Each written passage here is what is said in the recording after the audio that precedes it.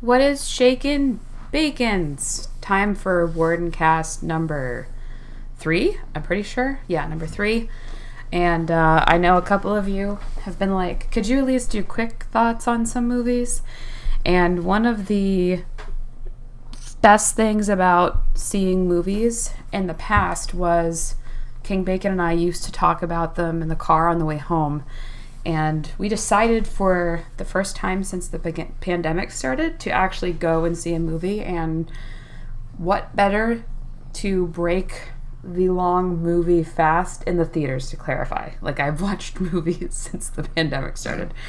But what better way to break the actually going to a theater fast, if you will, than the new Shang Chi and the Legend of the Ten Rings? Because let's be honest, I was not about to go see Black Widow. That movie just looked like a train wreck, and it sounds like it was a train wreck. So I thought that instead of me attempting to share my thoughts and then sharing King Bacon's thoughts separately, it might be a good time to actually have King Bacon talk / show himself, not really show, but at least show his voice on this channel for the first time. I know some of you have been asking for a while to kind of get introduced to King Bacon, so I thought now would be a good time. So we're going to just kind of talk about how we felt about Shang Chi and the Legend of the Ten Rings. So what up, King Bacon? What's going on? Yeah, so you had some pretty strong thoughts on this film. Actually, I think the words I used to describe it in the car were, man, you're really beaten up on this movie. Yeah, you're really eviscerating this one. Yeah, so King Bacon had some really strong thoughts, so I'll give my quick impressions. I thought this was a pretty good film. Spoiler alert. Yeah, I guess we're probably going to talk about some spoilers. Here's the non-spoilers in advance. This film was fun to watch.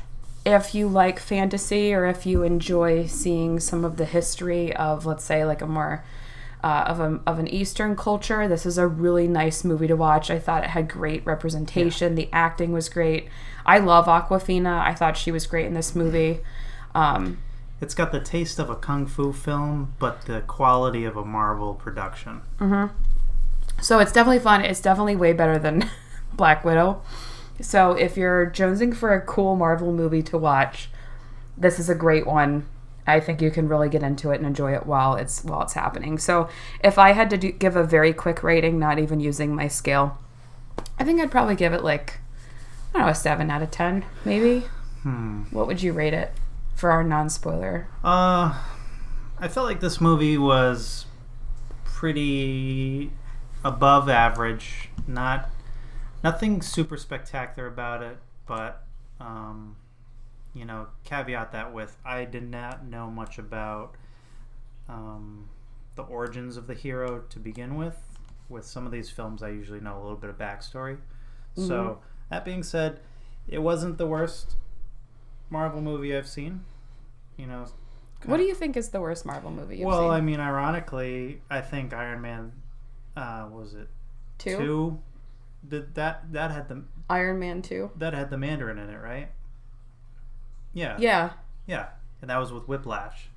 My bird. When Elon Musk made an appearance, like an awkward appearance at the racetrack. Yeah, that was Iron Man 2. So my bird. That was early Marvel movies. They were still trying to figure out how to actually make good films, but this was better than that. I'd give this maybe a 6. A 6 out of 10? Yeah, it kind of felt to me similar to how I felt about Doctor Strange. Like, Doctor Strange was a good film, but it left a little something to be desired. The villains were a little weaker.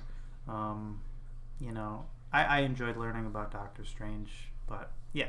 Anyway, this movie sort of kind of mirrors that same tempo of you get to learn a lot about the main character and sort of his counterparts, but it still leaves something to be a little desired in the end. All right, so I got a 7 out of 10. Aaron's got a 6 out of 10. I should say King Bacon. Oops.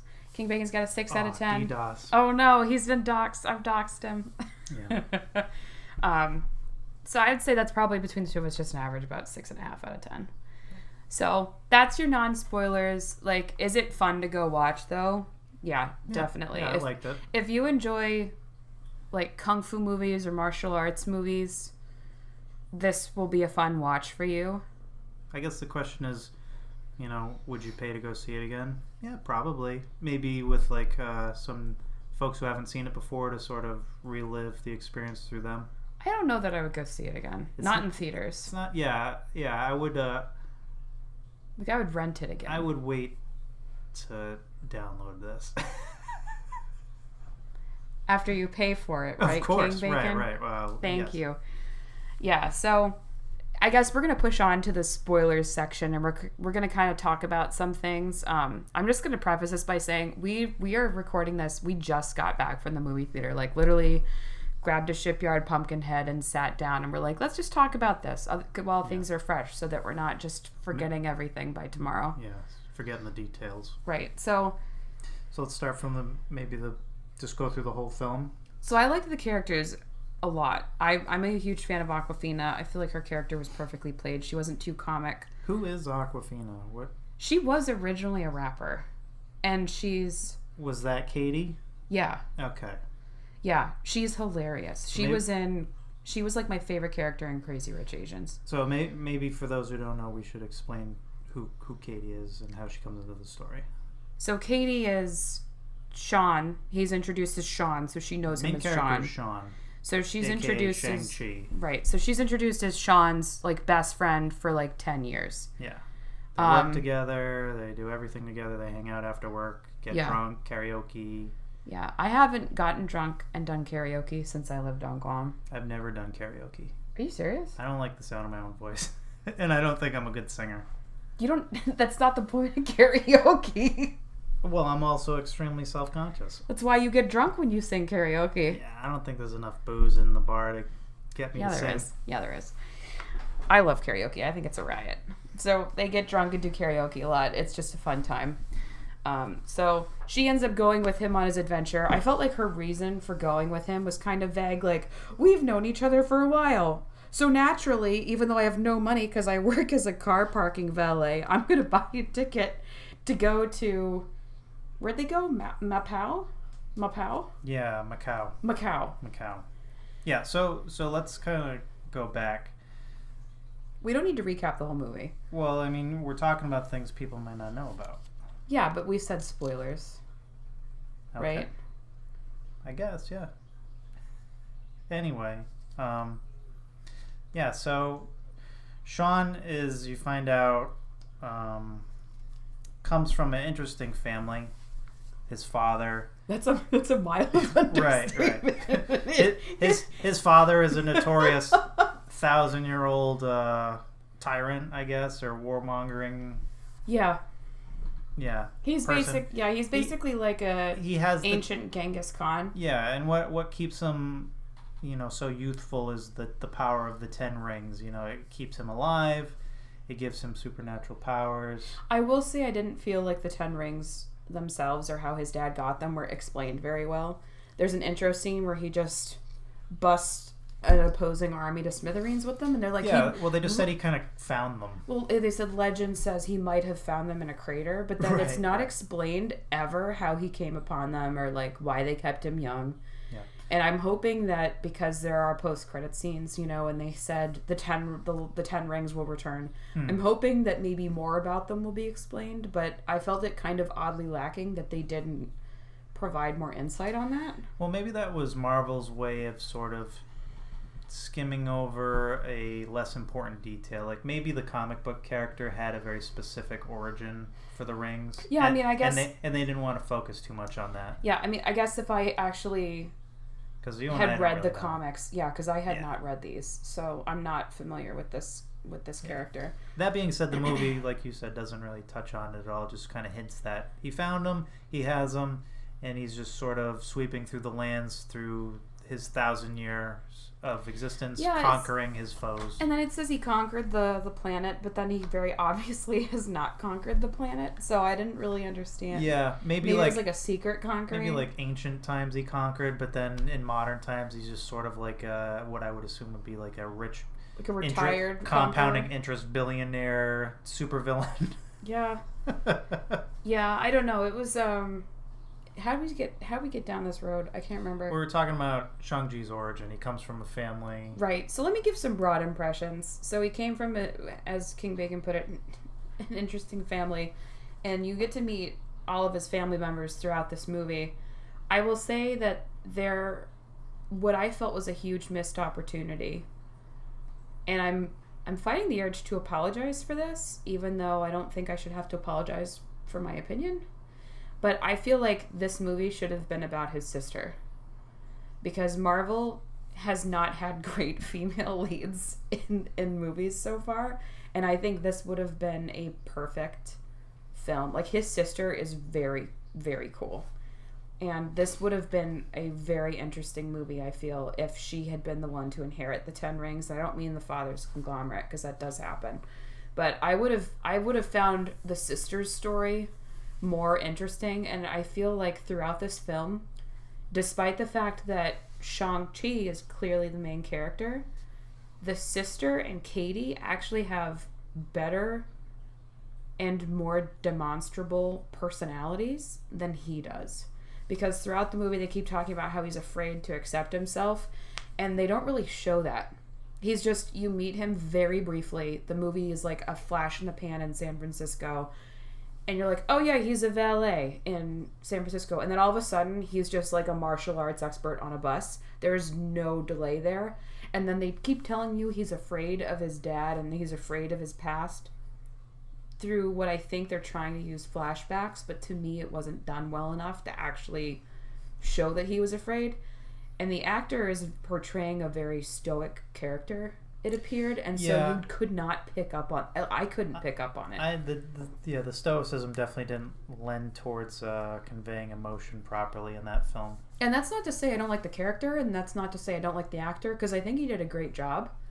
It's just I think that the character was very stoic, and the way that they introduced who he was supposed to be was not on the level it should have been. Yeah, I felt like the movie overall had a lot of good emotions. There's a lot of feelings in most of these scenes, and I think they conveyed properly. But if we're talking about the writing and everyone saying to the main character, you're afraid of embracing who you are, or you're afraid of your father, that element definitely was not conveyed on screen very well, because like you said, he was always they didn't didn't really cut to many moments of him being fearful. I mean, they cut vulnerable. They did cut to a few moments when he was a child being vulnerable. He was being groomed as an assassin. They showed him where he witnessed his mother being killed. So yeah, but those were moments as a child,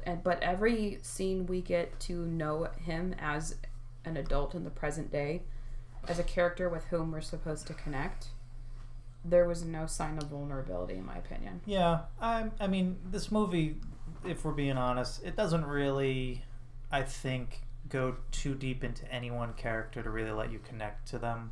I felt like I connected pretty well to, like, Katie and to his sister. I had a harder time connecting to him as a person, because it almost felt like he was just a blank template. Okay, well, maybe that's just a perspective then from the viewer, because I think if you just step back and look at it objectively, they didn't really dive too deep into any one character. I felt like the sister was lacking in sort of, she definitely could have had more of a background. She was just sort of piggybacking off of her brother's experiences of how the father treated the children, and she was kind of shunned. But I feel like there was a trend in this movie of introducing ideas and characters later than they should have been, because I feel like they introduced the fact that he had a sister later than they should have. They introduced, I think, the father's motivations later than they should have, and then the as you put it, the MacGuffin villain at the end was introduced way later than it should have been. It kind of goes back to what I said earlier about how I rated the film against Doctor Strange. How the whole film was driven by I forget who the guy was who stole the Forbidden Tome to get Dormammu's powers. Oh yeah, I don't remember who he was either. That guy was... The guy who was in Rogue One. Was the quote-unquote villain, but really Dormammu was the MacGuffin, right? He was the source of power, and later in the film, he was the actual being. You're right, this is like the same plot. So this movie was... This was like a regurgitation of the same plot. There was another Dormammu, right, moment where it's like, hey, third act, final act of the film, we're gonna throw this villain at you that we never hinted at throughout the whole film was even existent. I will say that, like most action/superhero movies, this movie also ends with just a gigantic fight scene. I would almost say like the last quarter of the film is all one big fight. That being said, it was good. I enjoyed the fight a lot. Yeah, it had a lot of variations. It wasn't just one like ground battle or air battle. It was a lot of moving parts. Yeah, I thought it worked out really well, but you had a major issue with that fight and what you felt was a giant missed opportunity. Yeah, so one of the plots of the film was the falling out between Shang Chi and the sister. And during the film, they sort of patched things up and, you know, rekindle their sibling love for each other. But there was a moment in the final scene where they call back to a childhood memory where he left her. Shang-Chi had to go off on a mission to kill the man who ended up killing his mother. His father sent him on this final mission after he was done with his assassin training. And the sister didn't want him to leave, and he said, "Don't worry, I'll be back in 3 days." And that always stuck with her because he ended up running away at that very moment and never returned. And they were gone, separated for like 10 plus years. Yep. So in this end scene where the sister and the brother are riding on the mythical Chinese water dragon spirit, she falls off. He grabs her to save her, and then the end villain, which is, we didn't reveal this, but it's basically some kind of a soul. It's like a demon-y Cthulhu-esque. It looks like soul eater. A Cthulhu bat hybrid thing that sucks the souls out of people and gains power. I don't remember what they called it. Was it like soul eater? It was like some. It was very on the nose. Yeah, it was like soul eater, and it would literally had minions that stole souls and fed it to the bigger one. Yeah. Yeah, and the minions look like a small version of the large one. Right. So it's just a very hacky villain. It honestly reminded me of that game that you play sometimes where you're just a giant bubble and you just try and eat up the other bubbles. To grow. Yeah. Because he was like a giant soul thing and he just kept eating. Snake IO or whatever. Or Worm IO, that's another one. Yeah. So anyway, back to this scene.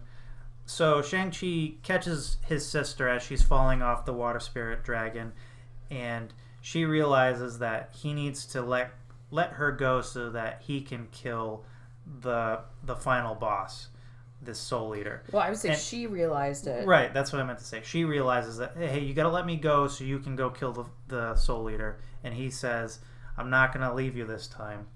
And what ends up happening is Katie, who is there with them, shoots an arrow from God knows how far, super far, insanely far. She had tendons of steel to shoot that arrow that far. Yeah, and shoots this thing right in the throat, which is apparently the source of its soul-sucking ability. And then that sort of kind of cuts to the cascading events that ends up leading to its defeat. But my thought was, and I never really feel like I'm able to predict where the scene's going in films, and I sort of just kind of like to sit back and watch passively and enjoy the film, but I was like, it would be really cool if he had split the rings with his sister, because at that point in the movie he had defeated his father, took possession of the 10 rings, and sort of started using the powers of the rings to do battle during this giant fight scene. So I was like, that would have been really cool if he kind of split the rings with her, gave her half the rings, and then she severed the tentacles that were grabbing her Also, what's yeah, up they with fought together. not to be stereotypical, but what's up with tentacles in Asian films? Aaron. I'm just kidding. But yeah, I thought that was just a really missed opportunity because it was. You guys see what I have to deal with? It was a moment between brother and sister that was like, it could have been perfect to sort of come full circle and patch things up, but instead the moment was saved between the two by Katie the friend, so it was like a third party intervention that sort of. So my counter to that was I actually really liked that he held on and it wasn't him that defeated the creature and it was his friend, and the reason why was that they both thought they were about to die anyway, and he was showing his sister like, hey, even if it means that I die too, I'm not leaving you no matter what. And for me, that deepened their bond more than probably anything else they could have shown. But with that being said, I do really think the idea that you have of him like sharing the rings with her was cool, because there was a scene when his father gave him the rings where afterwards she notices the dad dead on the ground and then looks at him with the rings, and there's this very... Looks at his wrist. She's got a very, like, a capital L look on her face. Like, oh, shit. Like, oh, you took them? And I kind of was like, well... Yeah. Again, I really feel like this should have... Like, his sister, I feel, should have been... She would have been, like, a perfect main character for this movie. And the movie, But I'm sure that's not what the comics had anyway. The movie really is driven by the fact that it's these rings specifically that are allowing the father to have the power to live on through the ages and have supernatural powers to conquer his enemies. So it was very interesting that during the telling of the story, at no point whatsoever did they hint that either of the children wanted the power that the father had. None of them were craving the throne, so to speak. Yeah, that's a really good point, because they probably never were. They were probably like, well, we're never going to inherit it because he's just like eternal. Yeah, he lives forever. So it was never a question. But I think it really echoed the point that I was going to make. But the dad makes a comment. Remember, he was like, he told Shang Chi as a kid, he was like, "You'll never get these until you're strong enough." But maybe that was just that's him, why he was like, grooming him. I was gonna say maybe that's just him grooming him. Yeah, he was grooming him to be strong as a fighter because, remember, his dad has been training for hundreds of years in battle. Mm-hmm. So, I mean, that's immeasurable experience. Well, thousands of years, right? Well, at least 1,000. That's how old they said he was. I thought he said tens of thousands or something. No, that's how old the rings were. Oh, right. Okay. But he had them for 1,000 years. Yep. So, yeah, it just really, again, I was just thinking about it, since neither of them craved the power to possess the rings, it really would have felt very natural for Shang-Chi to just be like, "Hey sis, I got the rings now. Let me give you half the power." Because they show in the fight between the father and the son that the son actually sort of dominates half of the rings and uses them to fight against the dad. Yeah. As he sort of unlocks the fighting style of his mother, which was a big airbender. Yeah, it was sort of very fluid motions. Well, it was funny. All I could think of was Avatar and the Last Airbender, because all the powers that the village of Ta Lo and all their inhabitants, which was his mother, had. All waterbenders. They're all airbenders. Oh, sure. They were like just bending. I was like, man, this is just like airbenders. This is great. Yeah. Yeah, so I don't know. Like, the film was fun for me also. I think that you guys, know that I'm not huge on fantasy. I like some fantasy, but... Yeah, I'm a big fantasy person. For my taste, fantasy really needs to be rooted a lot in reality, and it has to be like a reality I'm familiar with. I'm not as familiar with... Was it Chinese culture? Yeah, so it's heavily rooted in Eastern mythological creatures and things like that, because when you actually go to Ta Lo, which is where the final act kind of takes place in, it's a mystical plane of existence. It's not on Earth. It's another dimension. So where I'm going with this is, I enjoyed seeing the other dimension. I thought it was really neat. The animals are hilarious. The original Mandarin showing up was a riot to me. I laughed so Yeah. hard. I think I embarrassed you in the theater because I couldn't stop laughing, and the whole theater was silent except for me, just like crowing. But I liked all that. What I didn't like was at the was when they had a dragon fighting Cthulhu monster at the end, because Soul Eater Cthulhu. I don't really like dragons. Well, I'm not a dragon person, and I would have liked it if the dragon, there's a scene where he like airbends bubbles under the water into himself from the dragon's breath. I thought it would have been really neat if he had, like, if the dragon had shot him out of the water or temporarily given him, like, I don't know, extra scale power or something, because they use like the power of the dragon scales to fight these things. I would have liked that with the humans specifically fighting the monster versus like the giant monster battle that it turned into, and it was fantasy monsters, which I'm just not on board with. It was like like kaiju, only I thought that too. Less kaiju. I was like, this is just like a monster PvP.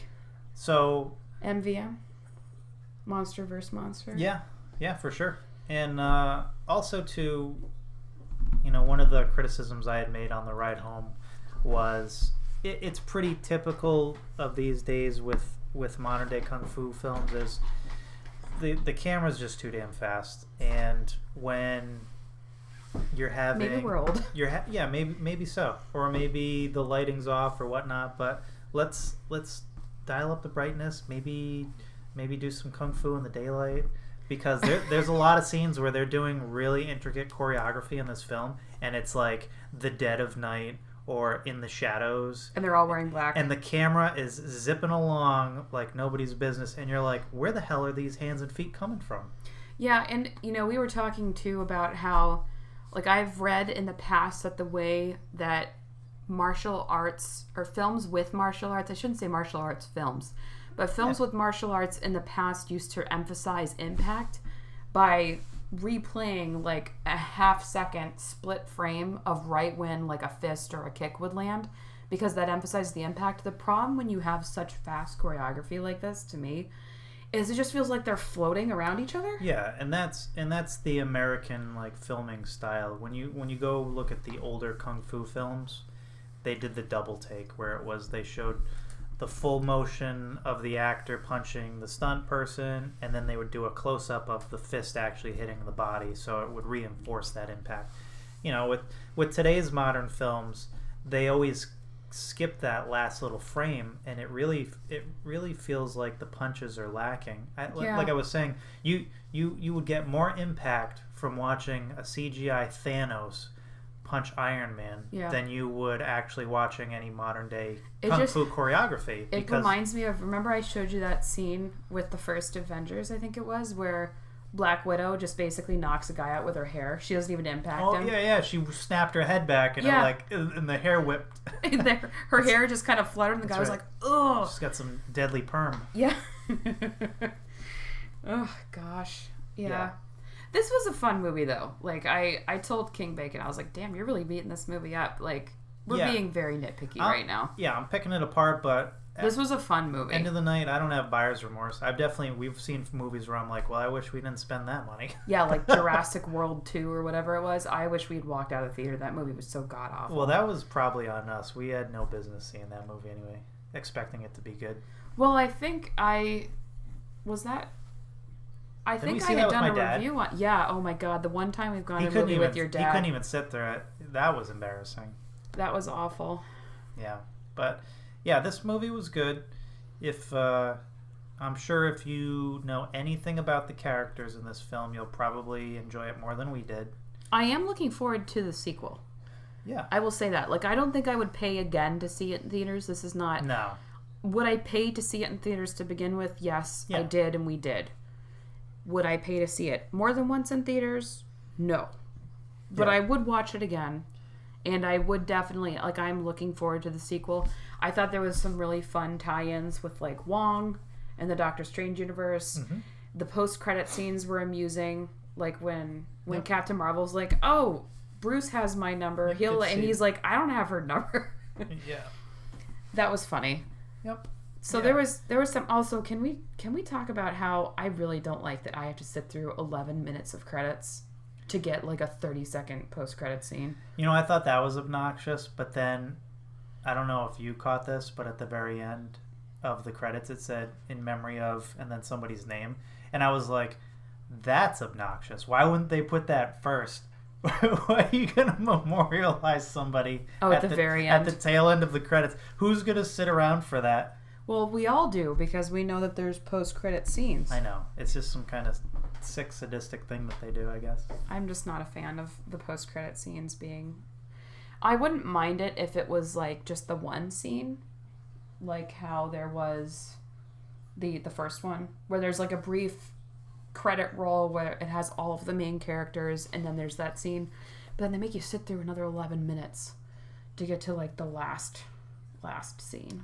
Yeah, I would say that's annoying. I would say if you're not going to see this opening week, which I think we've probably already passed, right? Did it come out last week? I don't remember. Yeah, I think it did. Just YouTube it. Just YouTube the end credit scenes. Save yourself 20 minutes. Yeah, it took that's a what while. it felt like. It felt like 20 minutes. It took a long time. And they weren't like... The first credit scene was fine. The second credit scene is just his sister like taking over the dad's business.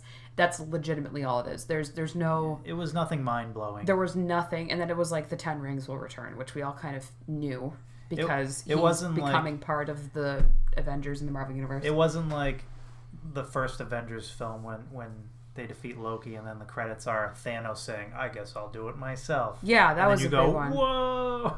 Yeah. Yeah, it's not anything like that at all. No. But I am looking forward to the sequel, for sure. Yep, and also Spider-Man. I am so pumped for Spider-Man No Way Home. I never really knew much about Doctor Strange, and ever since his first film, which I already said I know, he's like your favorite Marvel average. Like, it really right? wasn't mind-blowing, but I just find the actor very interesting. I find Bunky Hunk Cucumber Patch. Yeah, bulky bunch, cucumber pickles. Yeah, I don't know. I just like the Doctor Strange character. I like seeing a wizard in modern day. I think that's a really cool concept that a lot of people can't really do too well. No. Like, you watch a lot. What was that one fantasy modern day flick with Will Smith in it? Yeah, Bright. Like, that was a cool concept, but they terrible plot. Yeah, like they should have made that a miniseries instead of a film because it was just too rushed, and at the end of the day, it fell short. But yeah, Doctor Strange, always a big favorite of mine, and I look forward to seeing him in Spider-Man with Tom Holland because Tom Holland's my favorite Spider-Man. Yeah, I mean, I think he's a little bit of a weak character. That's how Peter Parker is. I don't know I don't know who my favorite Spider-Man is. I really like Tom Holland, and I like that they're doing stuff with the multiverse, with like Doc Ock. I got so excited when I saw Doc Ock's tentacles show up. But I think so far my favorite Spider-Man movie of all time is still Spider-Man Into the Spider-Verse with Miles Morales' introduction. Yeah. Like, that is by far and beyond my favorite Spider-Man film. Yeah, definitely top 3. I think I can get on board with Tom Holland overall as long as they stay away. Tom Holland? Is that Tom Holland. Tom Holland. Your beer's hitting you.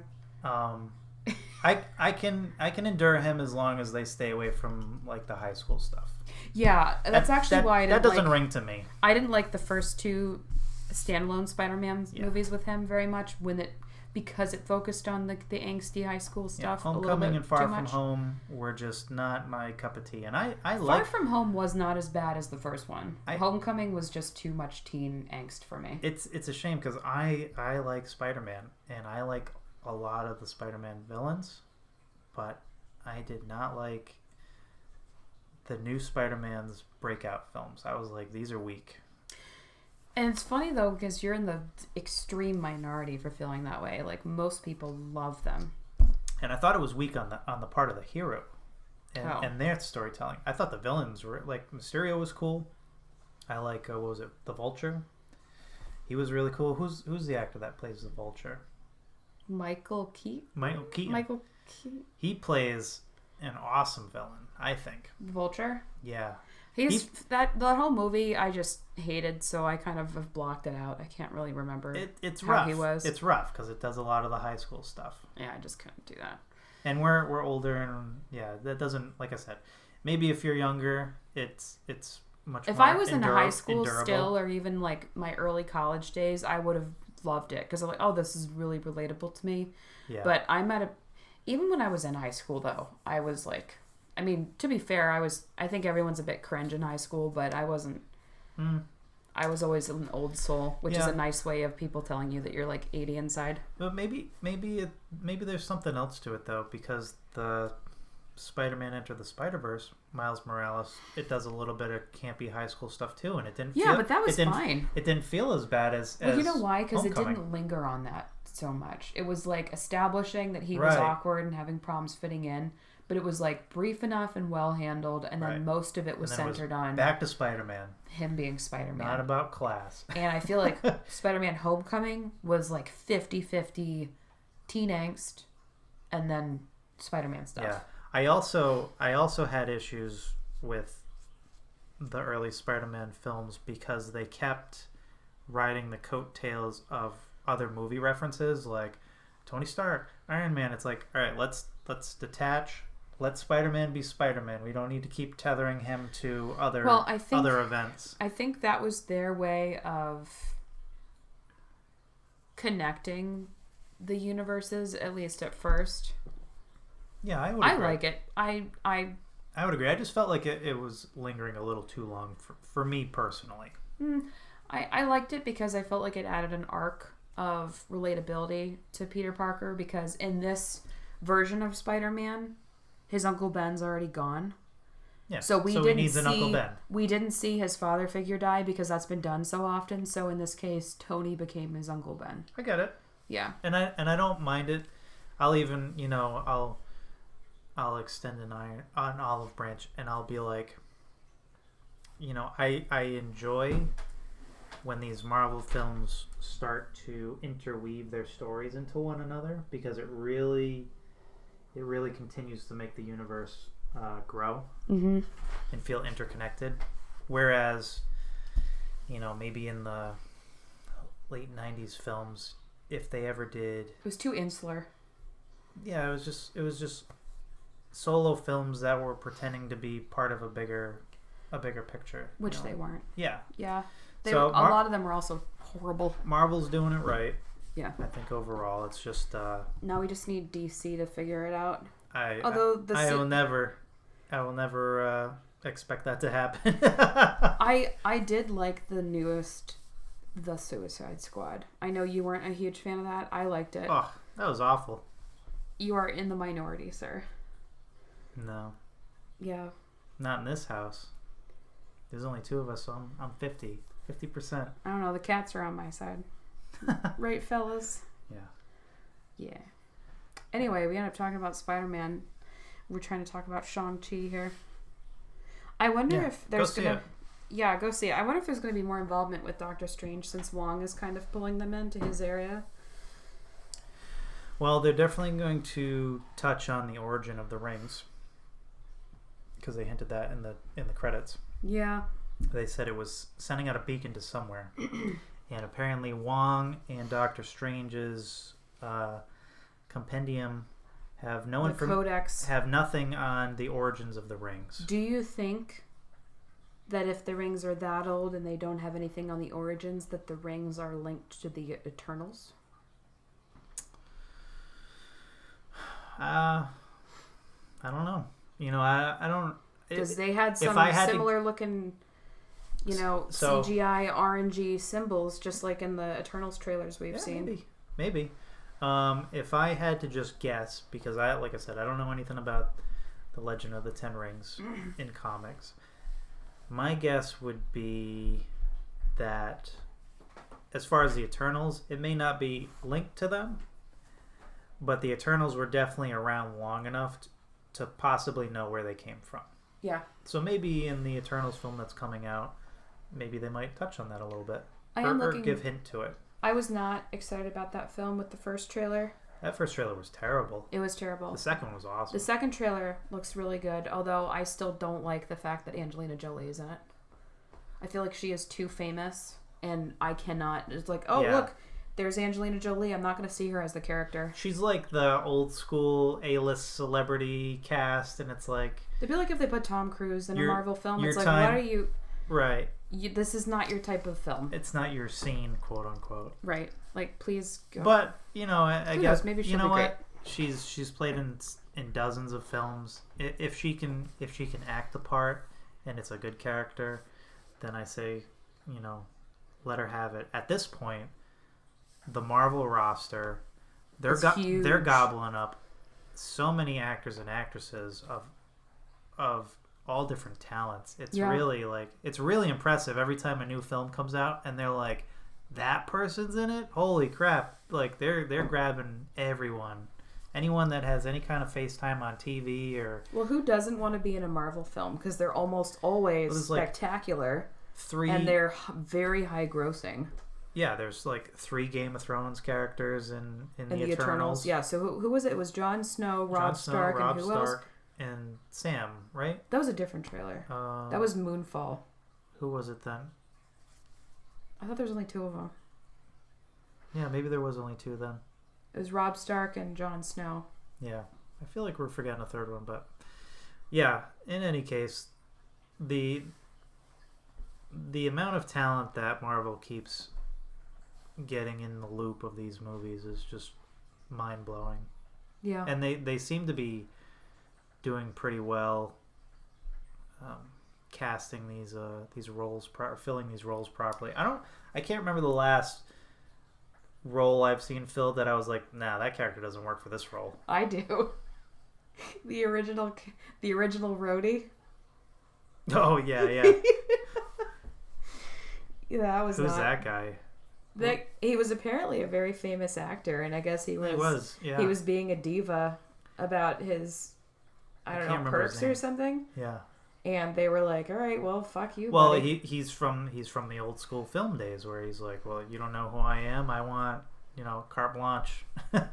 Yeah. And so they said, dude, well, you can have whatever you want on somebody else's dime. So anyway, go see Shang-Chi. Those are our thoughts on it. Great action, except, it feels kind of floaty. Which Marvel tends to do if it's not CGI. So great action, though. The pacing is pretty good. I've heard some people say that the pacing was off. I don't think the pacing was off. I do think some things were introduced a little later than they should have been, but that's not pacing so much as the writing should have addressed that. Yeah, 2.5 hour film, but it moves along. The acting was great. I felt like the film felt longer than it was, and you felt like it felt faster than it was. Well, yeah, I was thinking about it and I said, well, it's like a 2.5 hour film, but then when I was replaying all the scenes in my head, it really, the tempo was pretty fast. Yeah, it keeps you engaged. And then at the final act with the grand battle, that's where I would say maybe a good half hour, 45 minutes gets sunk, because there's the development of the characters sort of coming full circle with who they are, and then the battle breaks out, and then the final conclusion. So that was a big final act. Yeah. So there was nothing wrong with the pacing. Like, it's definitely... It was good. If you do not like slow movies, then you're going to really enjoy this, because it moves things along, not too quickly, but not too fast, in my opinion. But it keeps you watching, and you don't get bored, or you don't want to reach for your phone while it's happening. Like, there's no real slow parts. It doesn't get too serious. There's definitely high and low points for seriousness, but it keeps it light. Katie does a very good job at sort of lightening the mood from time to time with her little... Yeah, Awkwafina is great. Her little quips. She's hilarious. I love her a lot. Yeah. So, yeah, go see it. 6.5 out of 10. From the Bacon household. And thank you guys for tuning in and listening. I just noticed how long this discussion was. So if you've made it this far, thank you for hanging around. And I hope you guys enjoyed hearing King Bacon's thoughts. If we watch some more movies in the future, I think it might be fun to have him talk about them with me. just because we can kind of play off each other. But yeah, let me know if you think I'm wrong. I'm curious to know. I'm going to get so many thumbs downs. King Bacon is a moron. He doesn't know what he's talking about. Yeah. Hey, I got plenty of bad takes. It's okay. Yeah, just... Oh, God. I was going to say don't thumbs down, but it's all right. Yeah. Let King Bacon know in the comments if you have a problem with King Bacon. Just don't hit me with the thumbs downs, please. The YouTube algorithm will slaughter these. Yeah, you let me know. You let him know. Yeah, you tell me what for. All right, you guys, I hope you have an awesome week and you're all doing well. And I'll catch you on the next one. Bye.